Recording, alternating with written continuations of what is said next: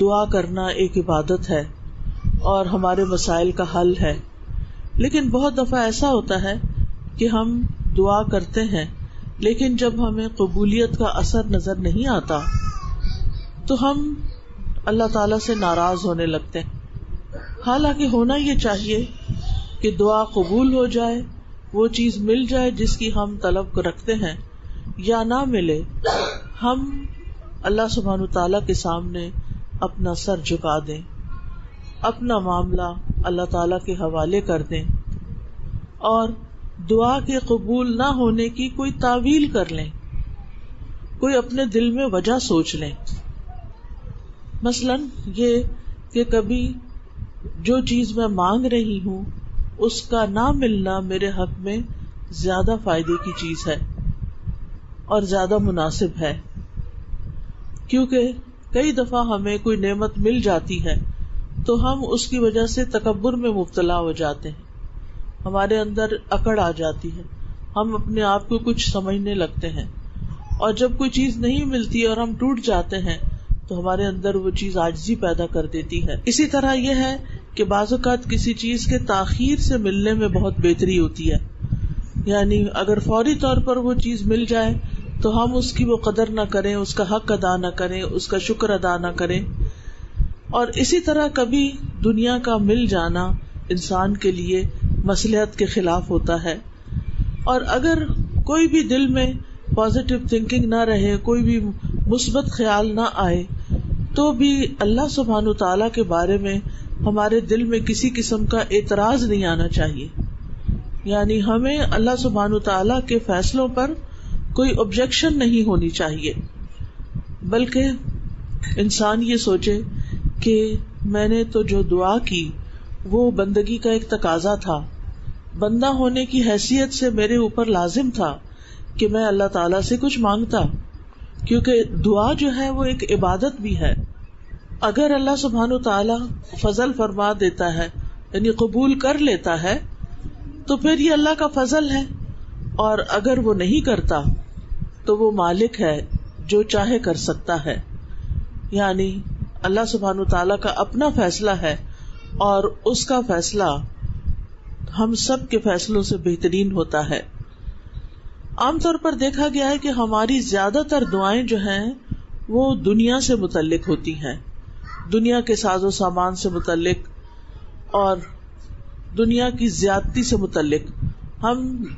ہر چیز چاہتے ہیں کہ دنیا میں کوئی بھی جو عیش و عشرت کی چیز ہے وہ ہمیں مل جائے، لیکن اگر دیکھا جائے کہ وہ سب کچھ نہیں بھی ملتا جو ہم چاہتے ہیں تو اس میں بھی ہمارے لیے خیر ہی خیر ہے، کیونکہ جب انسان کو زیادہ دنیا مل جاتی ہے تو وہ اللہ تعالیٰ کو اور زیادہ بھول جاتا ہے، اور بعض اوقات وہ اللہ سبحانہ تعالیٰ کی ناراضگی کے کاموں میں ان کو استعمال کرنے لگتا ہے۔ تو اس لیے سمجھدار انسان کو چاہیے کہ وہ ہمیشہ اپنا تعلق اللہ تعالیٰ سے مضبوط رکھے، اللہ تعالیٰ کے حقوق ادا کرنے کی فکر کرتا رہے، اور اللہ تعالیٰ کے مدبر ہونے، اللہ تعالیٰ کی تدبیر اور اس کے انتظام پر راضی رہے، بظاہر اگرچہ اس میں ہمارے لیے ہارڈ شپ ہی کیوں نہ ہو۔ اور جب انسان اللہ تعالیٰ کی طرف متوجہ ہو تو اس میں انسان اپنی غلطیوں پر نظر رکھے، اللہ تعالیٰ کی رحمت پر نظر رکھے، اس کے فضل و کرم پر نظر رکھے۔ اور پھر یہ ہے کہ اگر انسان مناسب سمجھے تو دعا کبھی چھوڑے نہ، یعنی جس چیز میں وہ اپنے لیے خیر سمجھتا ہے وہ مانگتا رہے، کیونکہ اکثر ایسا ہوتا ہے کہ جب ہم مانگتے رہتے ہیں تو ہمارے درجات بلند ہوتے رہتے ہیں، کیونکہ دعا ایک عبادت ہے، اور جب ہم اس عبادت میں ہوتے ہیں تو ہم ایک نیکی کا کام کر رہے ہوتے ہیں۔ اس لیے عام زندگی ہو یا شادی کے بعد کی زندگی ہو، اچھی زندگی گزارنے کا پہلا اصول یہ ہے کہ انسان کا اللہ تعالی کے ساتھ اپنا تعلق، اپنا رشتہ، اپنا معاملہ بالکل درست ہو، کیونکہ خطبہ نکاح میں جو پہلا حکم ہے وہ کیا ہے؟ یا ایھا الذین آمنوا اتقوا اللہ حق تقاتہ ولا تموتن الا وانتم مسلمون، اے لوگو جو ایمان لائے ہو اللہ سے ڈرو جیسا اس سے ڈرنے کا حق ہے، اور تمہیں موت نہ آئے مگر اس حال میں کہ تم فرما بردار ہو، مسلم ہو۔ تو جب انسان اللہ سبحانہ تعالیٰ کا فرما بردار ہوتا ہے، اللہ تعالیٰ کے ساتھ اس کا تعلق مضبوط ہوتا ہے، اللہ تعالیٰ کا وہ تقوی اختیار کرتا ہے، تو اس کی زندگی کے معاملات خود ہی سنورنے لگتے ہیں۔ اللہ تعالیٰ فرماتے ہیں مَن يَتَّقِ اللَّهَ يَجْعَل لَّهُ مَخْرَجًا وَيَرْزُقْهُ مِنْ حَيْثُ لَا يَحْتَسِبُ، جو اللہ کا تقوی اختیار کرتا ہے، اللہ سبحانہ تعالیٰ اس کے لیے مشکلات سے نکلنے کا رستہ بنا دیتے ہیں، اور اس کو وہاں سے رزق عطا کرتے ہیں جہاں سے وہ سوچ بھی نہیں سکتا۔ ہم کہتے ہیں نا کہ ہماری زندگی کیسے خوشگوار ہو، ہماری زندگی کیسے خوبصورت ہو، اور اس کے لیے ہم سمجھتے ہیں کہ ہمارے پاس مال زیادہ ہو، ہمارا گھر بڑا ہو، ہماری گاڑی ہو، ہمارے پاس بہت سارے قسموں کے کپڑے ہوں برانڈز کے، اور پتہ نہیں کیا کیا، تو اس سے ہماری زندگی خوبصورت ہو جائے گی۔ یہ صرف دنیا کی زندگی کا ظاہری پہلو ہے۔ بہت سے لوگوں کے پاس یہ چیزیں بہت بڑی مقدار میں بھی ہوتی ہیں، لیکن اس کے باوجود وہ خوشحال نہیں ہوتے، وہ خوش نہیں ہوتے، ان کے دل اندر سے خالی ہوتے ہیں، ان کے آپس کے تعلقات اچھے نہیں ہوتے، کیونکہ انسانوں کے بھی آپس کے تعلقات اسی وقت اچھے ہو سکتے ہیں جب انسانوں کے اندر اللہ کا تقویٰ ہو، اللہ کا ڈر ہو، جب وہ ایک دوسرے کو اللہ کے ڈر سے حقوق دینے والے ہوں۔ اور اگر کوئی اللہ کے ڈر سے حق نہیں دیتا، اللہ کی خاطر نہیں تعلق صحیح رکھتا، تو پھر آپ دیکھیں کہ انسان کی زندگی ٹھیک نہیں ہو سکتی۔ عموماً شادی کے بعد مرد یہ سمجھتے ہیں کہ شاید ہم نے بیوی کو بہت سے پیسے دے دیے، مال دے دیا، جیولری خرید کر دے دی، بہت اچھے اچھے برانڈ کے پرس لے کر دے دیے، تو اب اسے اپنی زندگی خود خوشحال گزارنی چاہیے۔ ٹھیک ہے، یہ چیزیں خوشی کا باعث ہوتی ہیں اور شوہر کی بہت بڑی عنایت ہو سکتی ہیں، لیکن بیوی کو تحفظ چاہیے ہوتا ہے، بیوی کو توجہ چاہیے ہوتی ہے، بیوی کو حوصلہ افزائی چاہیے ہوتی ہے، اور یہ تین چیزیں وہی مرد دے گا جس کے اندر تقویٰ ہوگا، جس کے اندر اللہ کا ڈر ہوگا۔ آپ دیکھیں کہ تحفظ کس طرح، یعنی بیوی کو سیکیورٹی چاہیے ہوتی ہے اس بات کی کہ اس کا فیوچر اس گھر میں محفوظ ہے۔ عموماً یہ ہوتا ہے کہ چونکہ گھر والے پہلے سے ہی اکٹھے مل جل کے رہ رہے ہوتے ہیں، ایک دوسرے کی نفسیات کو سمجھ رہے ہوتے ہیں، ایک دوسرے کے حالات کو سمجھتے ہیں، لہٰذا وہ سب ایک دوسرے کو انڈرسٹینڈ کر رہے ہوتے ہیں۔ جو نئی لڑکی آتی ہے اس کو شوہر کی سپورٹ چاہیے ہوتی ہے اس گھر میں ایڈجسٹ ہونے کے لیے، لیکن بعض اوقات مرد حضرات وہ سپورٹ نہیں دیتے اور لڑکی بالکل اپنے آپ کو تنہا محسوس کرنے لگتی ہے، اور ایسی صورت میں وہ بالکل اپنے آپ کو تنہا محسوس کرنے لگتی ہے، تو پھر وہ جو انسیکیورٹی ہوتی ہے کہ اس گھر میں میرا کوئی بھی نہیں، کیونکہ وہ 100% شوہر پر ڈیپینڈ کر رہی ہوتی، اور کسی بھی بیوی کی عزت جو ہوتی ہے وہ شوہر کرواتا ہے اس گھر میں، یعنی بہنوں سے، ماں سے، بھائیوں سے، تمام رشتہ داروں سے۔ اور اگر شوہر کی طرف سے عورت کو یہ سپورٹ اور یہ تحفظ نہیں ملتا تو پھر بعض اوقات وہ اس گھر میں دل نہیں لگا پاتی، اس گھر میں جگہ نہیں بنا پاتی۔ لہذا شوہر کے لیے بہت ضروری ہے کہ وہ بیوی کو تحفظ فراہم کرے، اس کو رہنے کی مناسب جگہ فراہم کرے، اس کی ضروریات فراہم کرے۔ دوسری چیز جس چیز کی ضرورت ہوتی ہے عورت کو، وہ توجہ ہوتی ہے، اٹینشن ہوتی ہے، کیونکہ ایک لڑکی جس نے اپنی ساری جوانی اب تک کی اپنے ماں باپ کے سائے تلے گزاری، لاڈ اور پیار میں گزاری، محبت میں گزاری، اب آپ دیکھیں کہ وہ ایک نئے گھر میں آئی ہے تو وہاں پر اس کو سب سے زیادہ یہ ایکسپیکٹیشن اپنے شوہر سے ہوتی ہے کہ وہ اس کو توجہ دے، وہ اس کو محبت دے، وہ اس کا خیال رکھے، وہ اس کی ضروریات پوری کرے۔ لیکن اگر اس کو شوہر کی طرف سے یہ توجہ نہیں ملتی، ٹائم نہیں ملتا، وہ بیوی کو نظر انداز کر دیتا ہے، وہ بیوی کو وقت نہیں دیتا اور چھوٹی چھوٹی باتوں پر نکتہ چینی شروع کر دیتا ہے، یا کسی تیسرے بندے کی خاطر بیوی سے جھگڑا شروع کر دیتا ہے، یا پھر سنی سنائی باتوں میں آ کر الزام تراشی شروع کر دیتا ہے، تو اس سے گھر کبھی بھی آباد نہیں ہو سکتا۔ اسی طرح بیوی کو حوصلہ افزائی چاہیے ہوتی ہے، یعنی وہ چونکہ ڈرتے ڈرتے اس گھر میں قدم رکھ رہی ہوتی ہے تو ہر چیز میں شوہر کی طرف دیکھتی ہے کہ اس کا شوہر اس معاملے میں اس سے کیا کہتا ہے، اور اگر وہ اس کی حوصلہ افزائی کرے، وہ اس کو انکریج کرے، وہ اس کو آگے بڑھائے، کیونکہ انسان کی گروتھ شادی کے بعد رک نہیں جانی چاہیے. عام طور پہ ہم سمجھتے ہیں پڑھائی لکھائی ہوگی، ڈگری لے لی، اب شادی ہوگی، بس بات ختم، ہم سب کچھ چھوڑ کے بیٹھ جاتے ہیں. حالانکہ اللہ نے عورت کو بھی ایک دماغ دیا ہے، عورت کو بھی عقل دی ہے، سمجھ دی ہے، اور بعض اوقات عورتوں کے اندر بہت ذہانت ہوتی ہے، بہت سی اسکلز ہوتی ہیں، بہت کچھ وہ کر سکتی ہیں، لیکن شوہروں کی طرف سے ان کو حوصلہ افزائی نہیں ملتی، ان کو ساتھ نہیں ملتا، جس کی وجہ سے ان کی ساری صلاحیتیں ماری جاتی ہیں. تو ایسی صورت میں عقل مند شوہر وہی ہوتے ہیں جو بیوی کی ان نیڈز کو سمجھتے ہیں اور وہ بیوی کے اچھے کاموں کی تعریف کریں، اس کے کاموں میں دلچسپی لیں. اگر وہ کچھ بنانا جانتی ہے، چاہے کھانا بنانا ہو یا گھر کی ڈیکوریشن ہو، یا اور اگر اس کے پاس کوئی اسکل ہے، پڑھانا جانتی ہے، یا ڈاکٹر ہے، یا انجینئر ہے، یا جو بھی اس نے کچھ پڑھ رکھا ہے اور اس میں وہ اپنی حدود کے اندر رہ کر کچھ کام کرنا چاہتی ہے، تو ماں باپ کے گھر میں تو پیرنٹس حوصلہ افزائی کرتے ہیں، انکریجمنٹ دیتے ہیں اور وہ آگے بڑھتی ہے. تو شادی کے بعد اس کے ہسبینڈ کا یہ کام ہے کہ وہ اس کو انکریج کرے اور اس کو آگے بڑھائے، کیونکہ اگر وہ اس کے پیچھے ہسبینڈ کی سپورٹ ہوگی تو وہ بہت مضبوط ہو جائے گی اور وہ بہت بڑے بڑے کام کر سکے گی. پھر اسی طرح یہ ہے کہ شوہر کا فرض ہے کہ بیوی کو نان نفقہ فراہم کرے اور اسے اپنے والدین کا محتاج نہ بنائے. بعض کیسز میں یہ ہوتا ہے کہ لڑکی کے ماں باپ مالدار ہوتے ہیں اور وہ بیٹی کو ہمیشہ دیتے رہتے ہیں، تو شوہر کو عادت ہو جاتی ہے کہ ٹھیک ہے، جب بھی کوئی بڑا خرچہ ہوگا، جب بھی کوئی ضرورت ہوگی تو ماں باپ دے دیں گے، یا ماں باپ ہی کو دینا چاہیے. ایک تو ہمارے معاشرے میں جو جہیز کی لعنت ہے کہ ایکسپیکٹیشن پہلے سے ہی ہوتی ہے کہ زندگی کی ہر ضرورت کی چیز، سوئی سے لے کے گاڑی تک، وہ لڑکی اپنے گھر سے لے کر آئے. اور بعض کیسز میں اگر وہ نہیں لاتی تو اس کو گھر کی چیزیں تک استعمال کرنے کی اجازت نہیں ہوتی. مجھے کوئی بچی بتا رہی تھی کہ جب اس کی شادی ہوئی تو اس کے والدین نے کافی سامان دیا، لیکن سامان پیک تھا. ایسے ہوتا ہے نا کہ وہ سب کچھ بند ہوتا ہے. اب آپ آئے ہیں سسرال میں تو اب پہلے ہی دن تو سارا کچھ کھول کے نہیں بیٹھ جاتے، آہستہ آہستہ چیزیں نکلتی ہیں. تو کہتی کہ جو تکیا انہوں نے میرے لیے رکھا ہوا تھا وہ مجھے سوٹ نہیں کر رہا تھا، تو میں نے دوسرا تکیا لیا، تو انہوں نے اٹھا کے اس کو الماری پہ رکھ دیا کہ تم اپنا تکیا نکالو.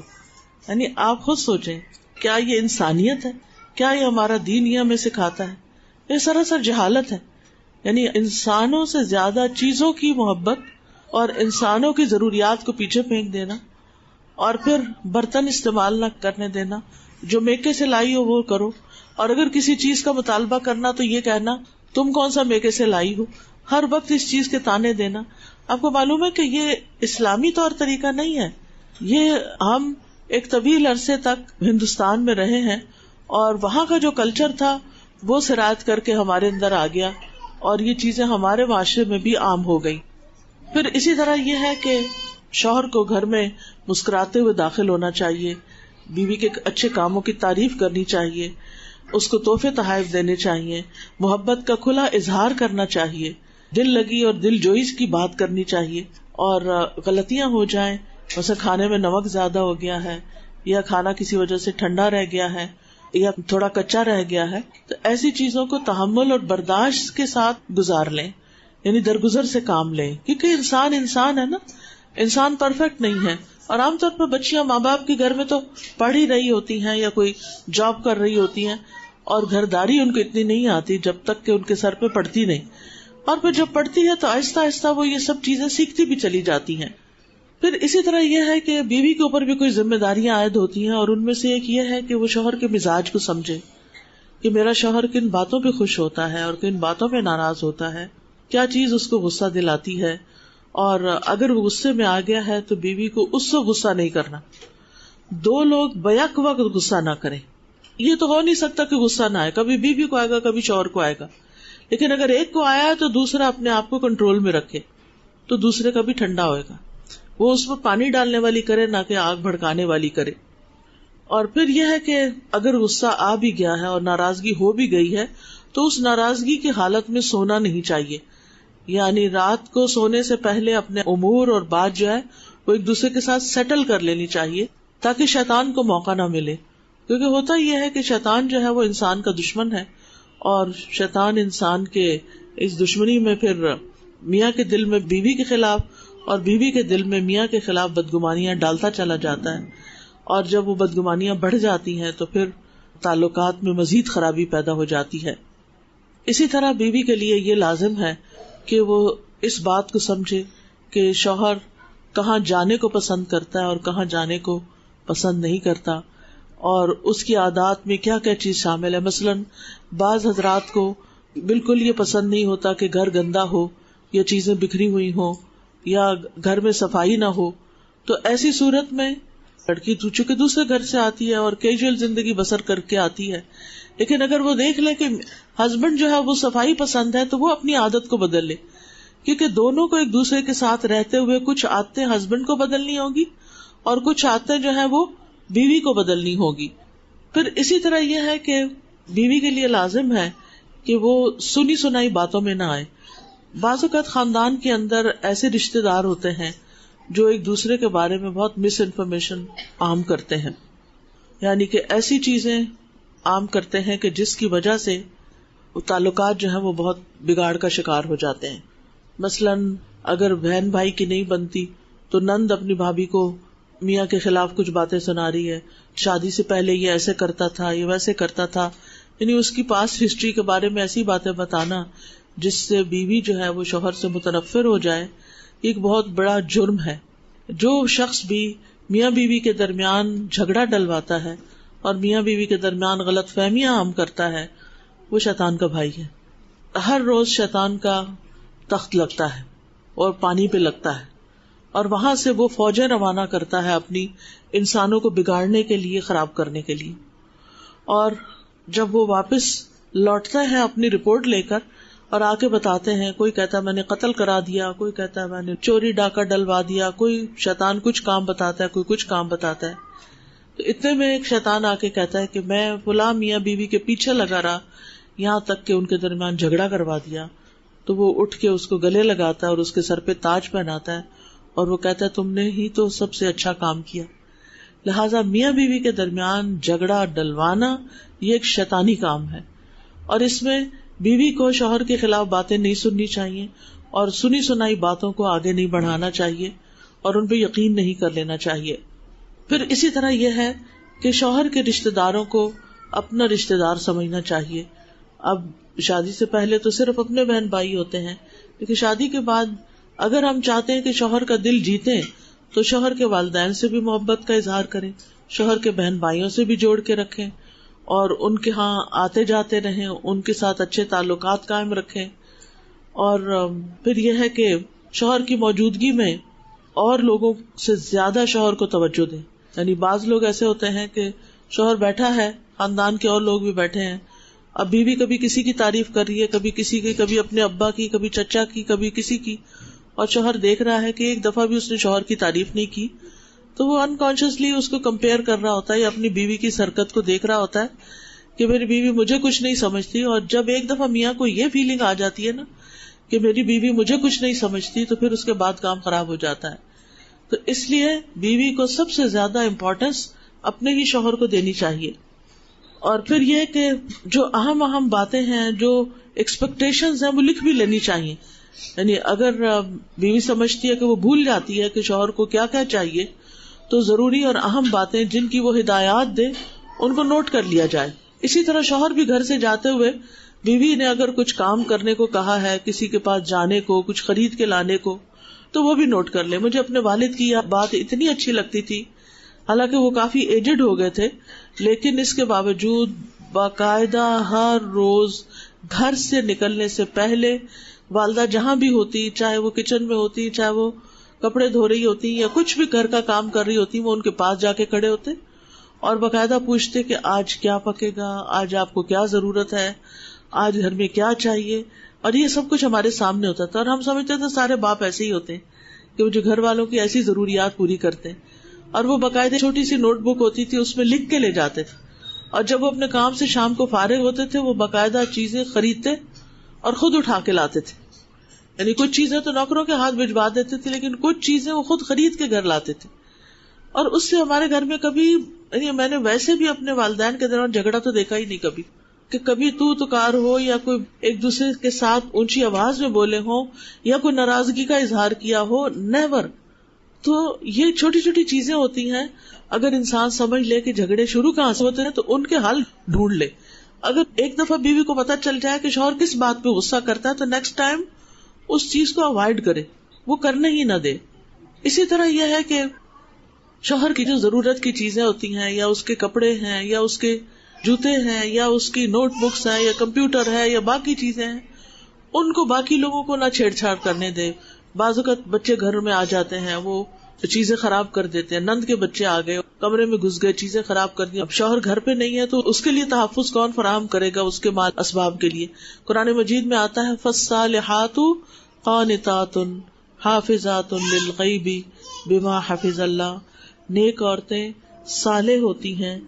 اور شوہر کی اطاعت گزار ہوتی ہیں، اس کی غیر موجودگی میں گھر کی حفاظت کرنے والی ہوتی ہیں، گھر کے مال اسباب کی، گھر کے افراد کی. یعنی اگر شوہر ہے تو ظاہر ہے وہ کرے گا، لیکن اگر شوہر نہیں تو بیوی کی ذمہ داری بن جاتی ہے. اور پھر یہ کہ بیوی کو اس بات کا بھی خیال ہونا چاہیے کہ جو کام وہ کرے وہ مشورے سے کرے، یعنی خود سے ڈیسیژن لے کے خود ہی کچھ، مثلا گھر کے اندر کوئی چینجز کرنی ہے، کوئی گھر کے اندر کام کروانا ہے، پلمبر کو بلانا ہے یا کسی اور مرد کو بلانا ہے، تو پہلے شوہر کو بتائے کہ میں چاہتی ہوں کہ یہ چیز خراب ہو گئی ہے، اس کو بلوا کے کام کروا لیا جائے. کیونکہ اگر بغیر اجازت عورت یہ کام کرتی ہے تو بعض اوقات کچھ مرد اس بات کو برداشت نہیں کرتے، غیرت کھا جاتے ہیں کہ ان کی بغیر موجودگی میں گھر میں کوئی مرد آیا ہی کیوں ہے، چاہے وہ کام سے ہی کیوں نہ آیا ہو. سب نہیں ایسے ہوتے، لیکن کچھ جو ہیں وہ اس چیز کو بہت مائنڈ کرتے ہیں. پھر اسی طرح یہ ہے کہ اگر شوہر پر کوئی کاروبار کی پریشانی ہے یا جاب کی پریشانی ہے تو اس میں اس کو تسلی دینی چاہیے اور پورا تعاون ظاہر کرنا چاہیے، نہ کہ مزید مطالبے کر کے اور پریشانی کھڑی کر دے انسان. پھر اسی طرح یہ ہے کہ شوہر کے لیے دعائیں بھی کرنی چاہیے، اور ہر چھوٹی بڑی بات میں جو غم ہے، دکھ ہے، پریشانی ہے، تکلیف ہے، وہ ہر وقت شوہر کے آگے ہائے ہائے نہ کرے، کیونکہ دوسرا شخص بیزار ہو جاتا ہے. بعض عورتوں کی عادت ہوتی ہے کہ ٹھیک ہے شوہر کی طرف سے محبت ملی ہے، اب وہ اپنے اگلے پچھلے سارے دکھ شوہر کو سنانے بیٹھ جاتی. یہ ایک غلط طریقہ ہوتا ہے، اس سے دوسرے کے اندر ایک تھکاوٹ اور بیزاری اور ایک پریشانی پیدا ہو جاتی ہے. کسی بھی محبت کے رشتے کے آگے بہت زیادہ اپنی پریشانیاں نہیں ظاہر کرنی چاہیے، کیونکہ پریشانیوں کا اظہار اللہ ہی کے سامنے ہونا چاہیے. انما اشکو بثی وحزنی الی اللہ واللہ بصیر بالعباد. اپنے دل کا غم فقط اللہ کے سامنے رکھیں اور باقی سب کے ساتھ اچھا نیک سلوک کریں، اور اگر اللہ تعالیٰ کی کہیں نافرمانی ہو رہی ہو تو اس وقت مخلوق کی اطاعت نہ کریں. تو انشاءاللہ زندگی جو ہے وہ مثالی زندگی گزرے گی، اور اللہ سبحانہ وتعالیٰ بہت سی خوشحالی اور خوشگواری زندگی میں عطا کرے گا. اب دیکھیے کہ کسی سے پورا پورا حساب کرنا، ایک ایک پائی کا حساب اور باریکی سے حساب، یہ دوسرے کو متنفر کر دیتا ہے. مثلا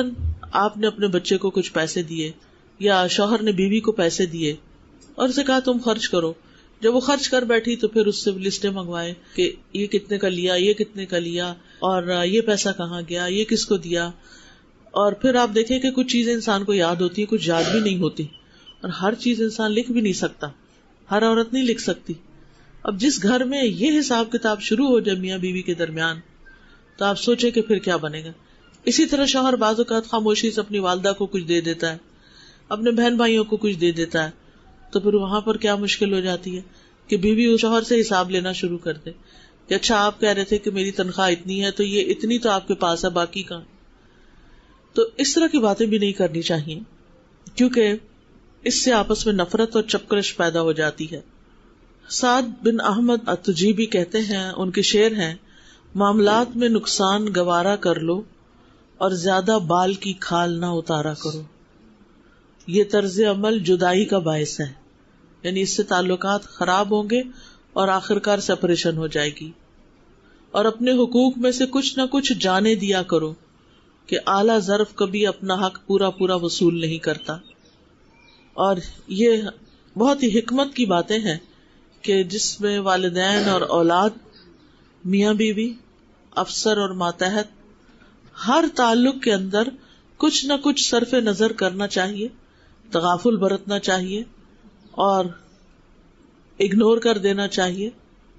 اس سے انسان کے تعلقات خوشگوار رہتے ہیں. لیکن اگر انسان بہت زیادہ اسٹریٹ فارورڈ ہو اور یہ کہنا کہ میں تو سچی سچی بات کروں گا اور ہر بات کا پورا پورا جواب اور حساب چاہیے، تو پھر اس سے جو آپس کی محبتیں ہیں وہ ختم ہو کے رہ جاتی ہیں. تو اللہ تعالیٰ سے دعا ہے کہ وہ ہمیں رشتوں کی قدر کرنا سکھائے اور ایک دوسرے کا لحاظ کرنا اور ایک دوسرے کے ساتھ عمدہ سلوک کرنا. بارک اللہ فیکم. میں یہیں پر لیکچر ختم کرنا چاہوں گی.